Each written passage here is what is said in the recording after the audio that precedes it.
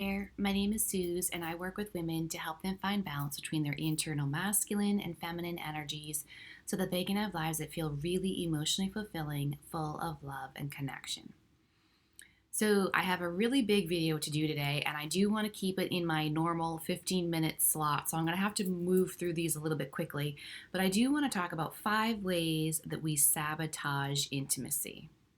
Self-sabotage is something that's been really coming up for me to examine and break down to really help people work through it. And I think that a lot of people are becoming more and more aware of the idea of sabotage and how we are sabotaging the very things that we actually want.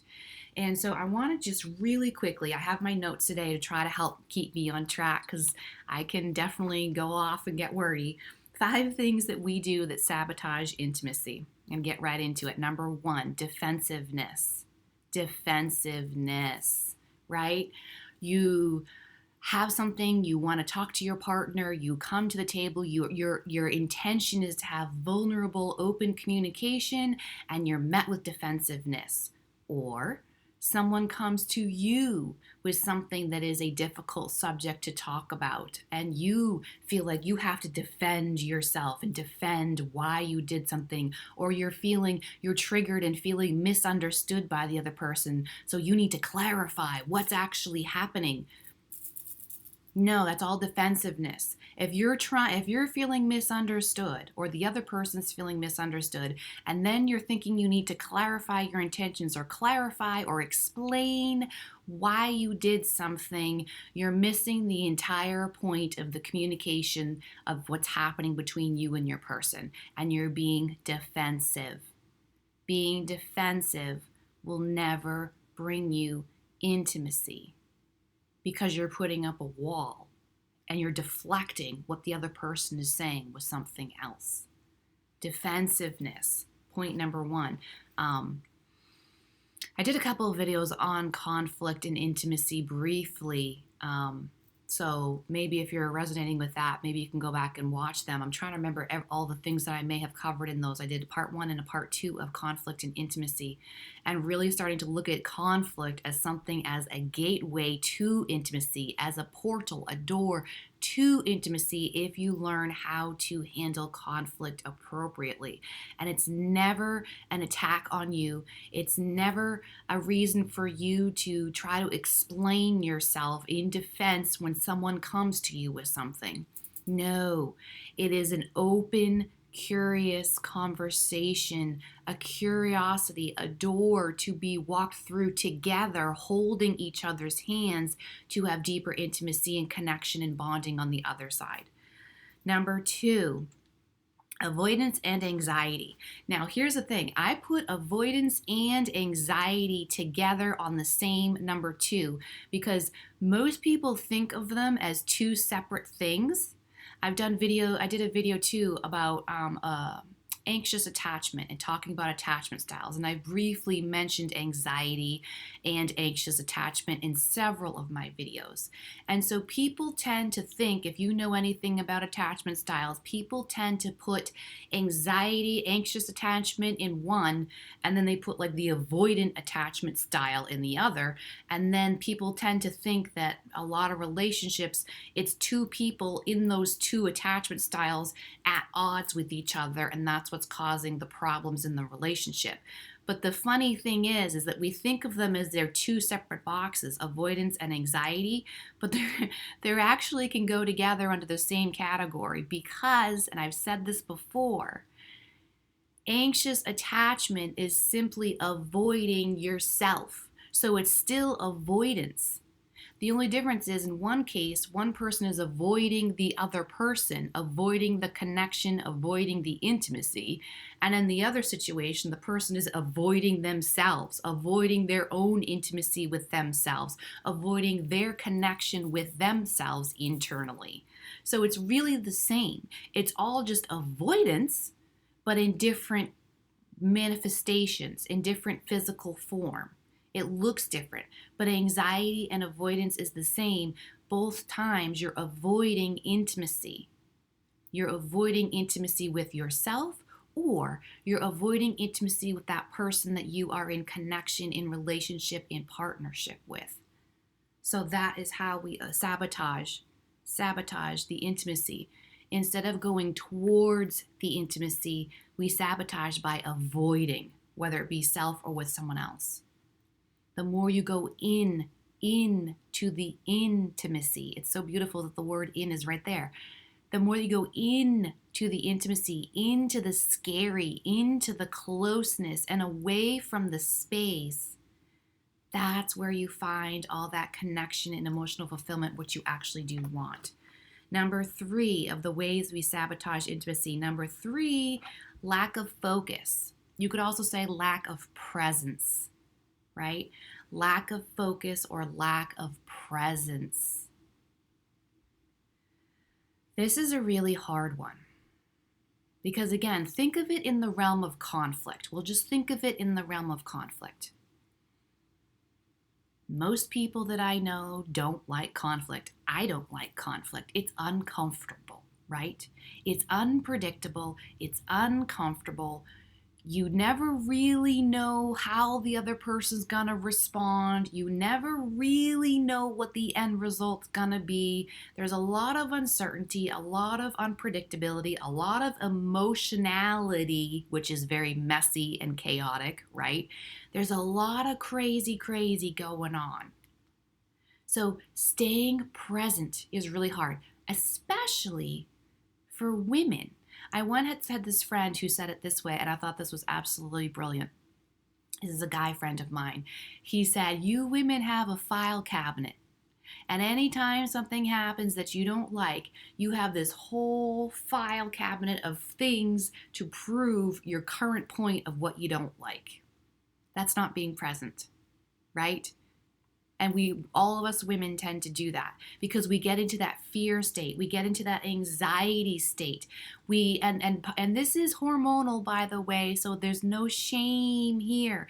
The way the hormones work in women, we are much more prone to anxiety and fear of the future. Fear that a current situation is going to keep repeating itself over and over and over and over in our future, a lot of that is hormonal. So it's okay. But now that you have this awareness around it, awareness comes first, and then you can choose to be different, to react, to respond differently. Okay? So staying present in the present moment is absolutely necessary to keep your heart open, to enter into conflict with an openness to actually hear and listen to what the other person is saying right now, and to not bring all the file cabinet past junk into the present moment. That's in the past. And the other thing about that too that's really fascinating, a lot of times what you think happened in the past that you may be tempted to bring into the present moment, that actually might not be happening in the present moment. So you have to be open enough to hear what the other person is saying about this present moment. Because maybe you are misunderstanding the entire situation. Openness, curiosity.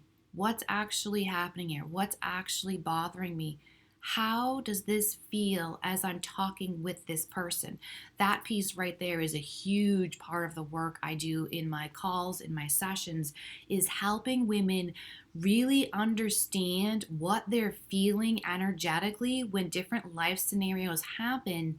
And after you do the work with yourself of knowing what energies you agree with and what energies you do not want in your life, and you're really clear with how those energies feel, then it becomes a lot easier in any present moment to stay present, recognize the energetic exchange that is going on, and respond from how the energy feels to create what you do want moving forward. Totally different way to function and move in the world when everything is in an energetic feeling form. Totally different. Number 4, I got to move a little bit quickly through these now. Number 4, ways we sabotage intimacy is lack of boundaries. This can be boundaries with self, and this can be boundaries for a relationship in regards to other people outside of your relationship. So, lack of boundaries will significantly sabotage intimacy because let's start in the relationship forum first because that's easier, right? Boundaries are meant to support what you do want. Boundaries, I've done videos on this as well. Boundaries are to support the things that you value. Boundaries are to really create a comfort and a value around the state of being or people, energetic situations such as a romantic relationship or a connection, to support the bubble of what you do want with someone or in a situation, and to not allow anything outside of that bubble to disrupt the thing that you're supporting. So think about that. Boundaries in your intimate relationships are going to require you to put that boundary bubble around those relationships, those partnerships that you really value, and not let outside forces influence you. This is really where I see a lot of relationships and women sabotaging their relationship, because instead of talking things with their person, they go to their best friend or their mother or their sister with problems. And sometimes that is the right move. Yes. I mean, I'm not going to get into it, but there's a fine line there. But most of the time, they trigger a fear without knowing. They have a problem in their relationship and they trigger a fear response with the person that they're talking to. And so the person that they're talking to gives them advice which would completely sabotage the relationship and sabotage the intimacy because it's a fear response instead of a more intimacy, going into the intimacy space, going into the vulnerability, going into the open-hearted space to create radical transformation in your partnership. This is where I come in, because I am on the side of the connection. I am on the side of the open heart space to transform and alchemize a relationship. Having other people that you're talking to, that you're having problems with in your connection, it's going to make them uncomfortable. And unless they are really strong in their own emotional intimacy, they're going to get triggered to shut down, which is going to trigger you to shut down in your intimate relationship. Big, big, big problem that I see with feminines in relationship today. There's way too much advice from people, from social media, anywhere you can look. There's way too much advice telling people to walk away instead of giving them the tools to work through to the other side, to then have what your heart actually wants, which is total emotional fulfillment and connection. I'm getting fired up because it's like, this is my passion right here. Go through to the other side. So put those boundaries around the things that are most sacred to you and keep the other stuff out, because it will sabotage the intimacy, the sacredness of the bubble of your connection. Okay, last one, number 5, ways we sabotage intimacy. And this is a long list because they're all pretty much the same. Again, just different manifestations. Hiding, running, numbing, escaping, and distracting. Read that again. Hiding, running, numbing, escaping, distracting. When you're in a situation where intimacy is bubbling up and you recognize there's potential conflict, or you're feeling anxiety about something, or you're feeling overwhelmed internally with some kind of emotional chaos dynamic that's happening, we have a tendency to want to get comfortable. The survival instinct in us is strong to do whatever we need to do to get rid of the overwhelm and come back into the comfortable. But that's where your coping mechanisms come into play. Are you clear on how you cope with overwhelming emotional stuff? What do you tend to do to get rid of that overwhelm of energy? That's all overwhelm is. It's too much energy going on, creating chaos in you internally, and there's a part of you that's recognizing my nervous system is being overwhelmed. And so I have an opportunity here to completely crash and sabotage the whole thing, right? By hiding, running, escaping, numbing, distracting. And that will disperse the energy temporarily. Or I can learn a healthier way of working through, again, it's going through that door to the other side. What are healthy tools that empower intimacy, that empower me in having a stronger, bigger nervous system so that I can handle more incoming energy? That's just abundance, by the way. I'm not going to get into it. That's just abundance.